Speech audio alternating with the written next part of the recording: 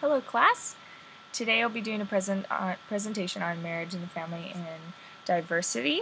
And my name is Elizabeth Neal.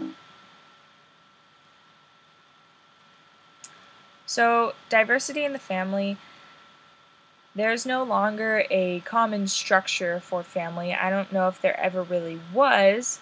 There used to be more traditional forms of family, but especially in recent years, the family term is more diverse now than it ever has been before.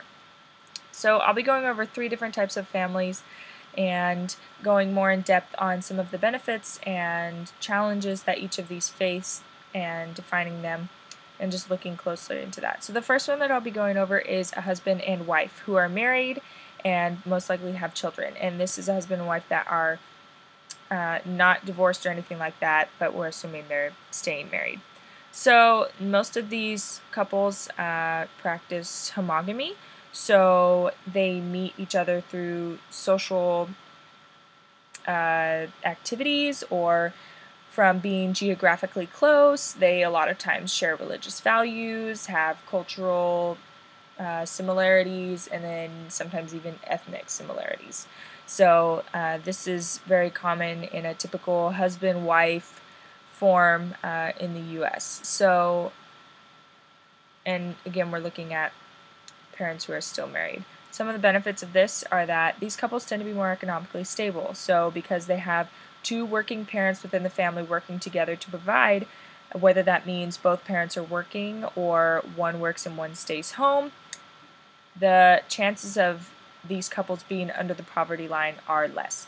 Children are also less likely to get divorced when they grow up in these types of families. So because they see their parents and understand how a loving marriage works, or see how their parents interact with each other and are able to live together every day, they're less likely to be divorced later on in life just from having that experience. And there's also a higher birth rate among these couples. Some of the possible challenges would be that it does require a very high level of communication and problem-solving skills from both partners. So marriage works both ways, and if both partners aren't putting into this and mutually wanting to grow this marriage and just their love for one another, then it doesn't work. So it only takes one of them to want to get a divorce, so it does require that same commitment from both sides. This next thing is not something that I necessarily see as a challenge or a negative thing, but it might be considered negative for other people. So that's sexual exclusivity. Typically in marriages, there is no sexual intimacy outside of that with your spouse. So that's something that is definitely on the no list. And then another challenge would be that gender roles in recent years are changing.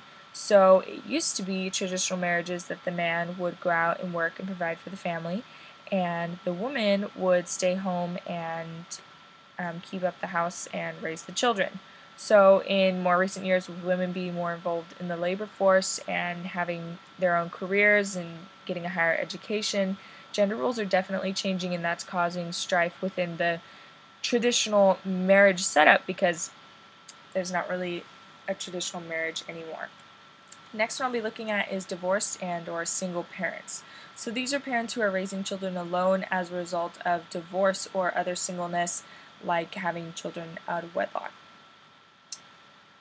These families are at a higher risk of, or not necessarily risk, but have a higher possibility of being a one-child family, so children with no other siblings. And then the birth rates for older unwed women have increased in recent years. So single parenting in older women is increasing. Single parents is still most common in adolescent women, but it is increasing with older women.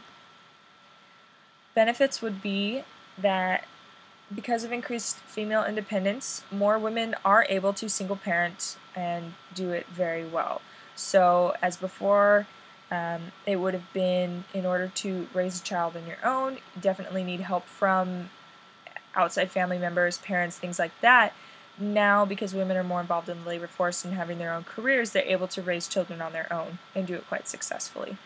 So despite stereotypes, children born into a single-child family do not necessarily have bad social skills. So a lot of children who are in single families are don't have any siblings and they're thought to be socially awkward and not able to function very well with other people. And this would hinder them later on in life. So research has been done on this, and this is a stereotype, and children who are born in single child families don't really show any difference from children who are born in multiple child families. Challenges would be that children who are born into single parenthood are more likely for a divorce, especially if they've watched their parents go through a divorce.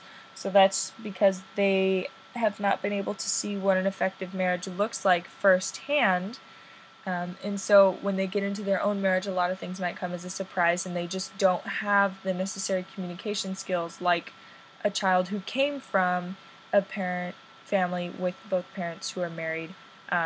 It would come more naturally to them. So children who are from single families are at a higher risk for divorce.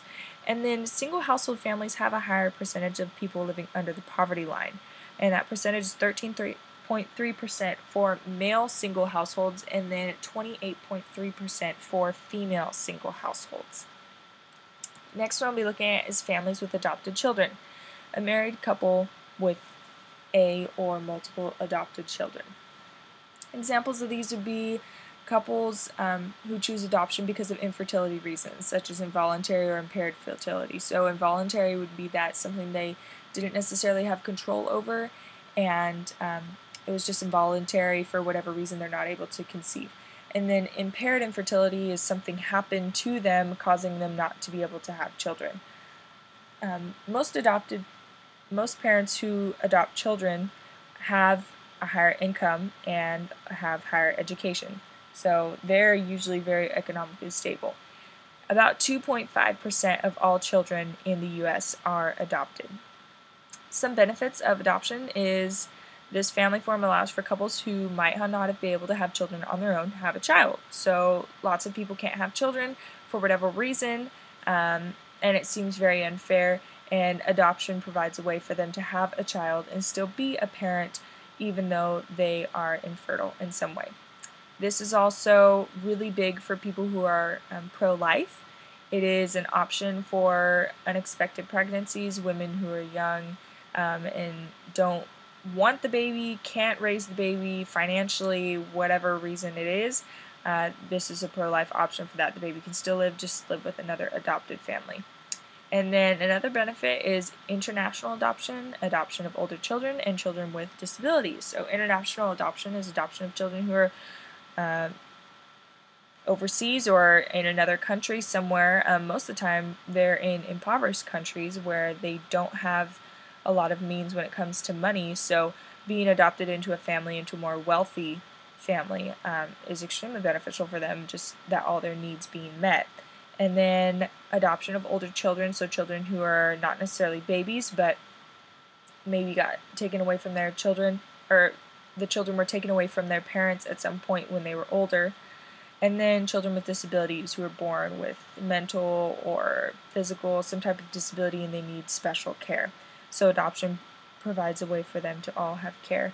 And then possible challenges would be the birth parents' rights. So whenever there's an adoption, obviously there's the adopted parents and then there's the birth parents. And that can be a tricky process when trying to decide between open adoption or closed adoption, and there's always the risk of the birth parent coming into the picture later on when the child is older. So that's something that adopted parents will definitely, most of them, struggle with. And then the legal process as well is something that's very lengthy and can be grueling, especially with international children and gaining citizenship and traveling, things like that. So the legal process can be very tiresome. And then research does show that adoptive children are at a higher risk of substance abuse, school achievement and behavior, and psychological issues. This doesn't go to say that all adoptive children will have these problems, but they are at a higher risk of it. So parents who adopt children definitely need to be aware of those statistics and take preventative action against that. So those are the 3 different types of family, and I hope you enjoyed. Thank you.